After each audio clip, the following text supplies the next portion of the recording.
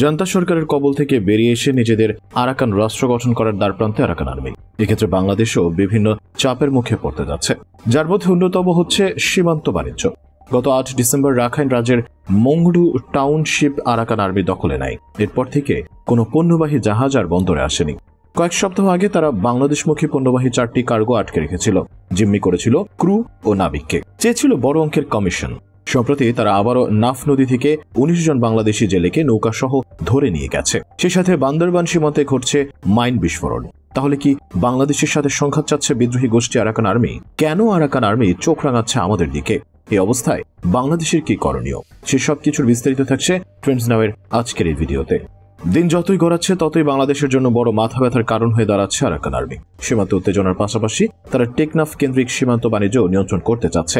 একদিকে সীমান্তে মিয়ানমারের 270 কিলোমিটার এলাকার দখল করে রেখেছে আরাকান আর্মি, অন্যদিকে বাংলাদেশে আসতে দিচ্ছে না কোনো পণ্যবাহী জাহাজ। এমনকি বাংলাদেশে আসার পথে 4টি পণ্যবাহী জাহাজও তারা আটকে রেখেছিল।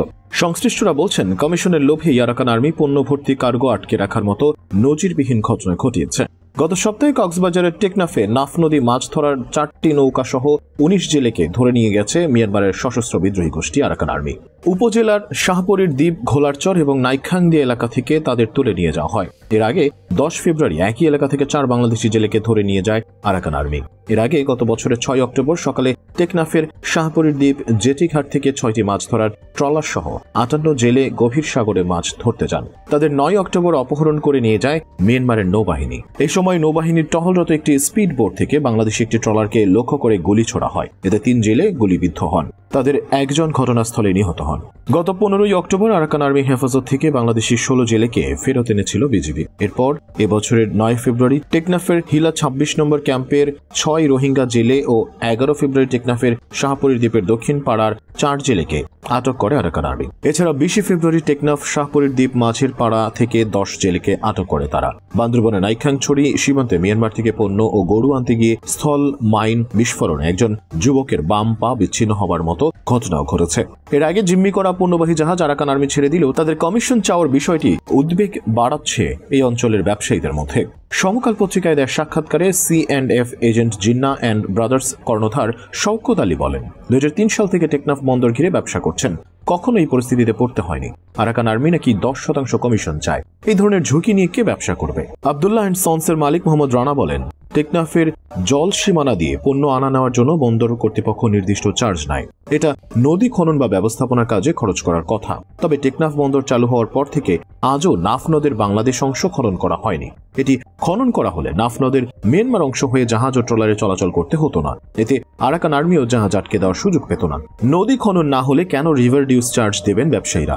এ ব্যাপারে টেকনাফ স্থলবন্দর C&F এজেন্ট অ্যাসোসিয়েশনের সাধারণ সম্পাদক এহতেশামুল হক বাহাদুর বলেন, মিয়ানমারের সংঘাতের পর থেকে ব্যবসায়ীরা খুব বিপদে আছে। অনেকে পণ্যের জন্য ডলার পাঠানোর পরও পণ্য আনতে পারছে না। অনেক ব্যবসায়ী টেকনাফ থেকে ব্যবসা গুটিয়ে নেওয়ার কথা ভাবছে। সরকারের উচিত মিয়ানমারের সঙ্গে কথা বলে দুদেশের স্বার্থে সীমান্ত বাণিজ্য সচল রাখা। অর্থাৎ আরাকান আর্মি হয়ে উঠেছে বাংলাদেশের জন্য বড় মাথা ব্যথার কারণ। প্রথম আলো পত্রিকায় সাম্প্রতিক এক প্রতিবেদনে বলা হয়, প্রায় 16 বছর স্বৈর শাসনের অধীনে থাকা বাংলাদেশ তার প্রতিবেশী মিয়ানমারের সঙ্গে ভারসাম্যপূর্ণ সম্পর্ক তৈরি করতে পারেনি। বাংলাদেশ এতদিন একতরফাভাবে মিয়ানমারের সামরিক সরকারের দুঃশাসনকে সমর্থন করে গেছে। বিগত বছরগুলোতে রোহিঙ্গা বিষয়ে দৃঢ় পদক্ষেপ নেওয়া দৌড়ে থাক জান্তা সরকারের সঙ্গে একটিবারের জন্য কোনো কার্যকর আলোচনায় বসতে পারেনি। বাংলাদেশের তৎকালীন সরকার ধরে নিয়েছিল তারা নিজেরা এবং মিয়ানমারের সামরিক বাহিনী চিরকাল ক্ষমতায় থাকবে। এর ফলে তারা এমন কিছু করতে চায়নি যাতে মিয়ানমারের জান্তা সরকার ক্ষুব্ধ হতে পারে। এ জাতীয় বিশ্বাসের ভিত্তিতে অনুসৃত বাংলাদেশের মিয়ানমার নীতির মূল বৈশিষ্ট্য হল মিয়ানমারের কাছে নতজানু হয়ে থাকা। পরিতাপের বিষয় হল অন্তর্বর্তীকালীন সরকারও মিয়ানমারের প্রতি এখনো আগের নীতি অনুসরণ করছে। ফলে 2024 সালে বাংলাদেশের অন্তর্বর্তীকালীন সরকার মিয়ানমারের আরাকান আর্মির সঙ্গে কোনো সংলাপে বসতে পারেনি, বরং তাদের নন স্টেট অ্যাক্টর আখ্যা দিয়ে তাদের সঙ্গে দূরত্ব বাড়িয়ে চলেছে। রোহিঙ্গা সংকটে যেসব দেশ বাংলাদেশের মতো ভুক্তভোগী বা ঝুঁকিতে নেই, তারাও নন স্টেট অ্যাক্টর তথা মিয়ানমারের আরাকান আর্মির সঙ্গে রীতিমতো আনুষ্ঠানিকভাবে যোগাযোগ শুরু করেছে। কিন্তু বাংলাদেশ এখন আরাকান আর্মির সঙ্গে যোগাযোগ প্রতিষ্ঠা তথা সংলাপ আয়োজনের ক্ষেত্রে উদ্যোগী নয়। যে বিষয়টা আমাদের গুরুত্ব সহকারে বিবেচনায় রাখতে হবে তা হলো, এই আরাকান আর্মি রোহিঙ্গা সংকটের যেমন অন্যতম কারণ, তেমনি তাদের ছাড়াই সংকট ব্যবস্থাপনার আর কোনো পথ নেই। আফগানিস্তান যুক্তরাষ্ট্রের দখলদারি শেষে তালেবান দেশটির ক্ষমতায় অধিষ্ঠিত হয়। এরপর চীন ও রাশিয়া কিন্তু কোনো রাগঢাক না করেই তালেবানের সঙ্গে যোগাযোগ শুরু করে। এই যোগাযোগ প্রক্রিয়া তারা বেশ আগে শুরু করেছিল। এই যোগাযোগ ও সম্পর্ক তৈরির অনেক কারণের মধ্যে চীন ও রাশিয়ার কাছে অন্যতম কারণ ছিল নিজ দেশের স্বার্থকে অগ্রাধিকার দেয়া। আফগানিস্তানের উদাহরণ থেকে আমাদেরও বুঝতে হবে আরাকান আর্মির মতো দলকে গুরুত্বপূর্ণ শক্তি হিসেবে মেনে নেওয়া এখন সময়ের দাবি। এরকম দাবি পরিবর্তিত পরিস্থিতিতে তৈরি হয়, কোনো নীতি, সংবিধান, সনদ মেনে বা বৈঠকের সিদ্ধান্ত অনুযায়ী হয় না।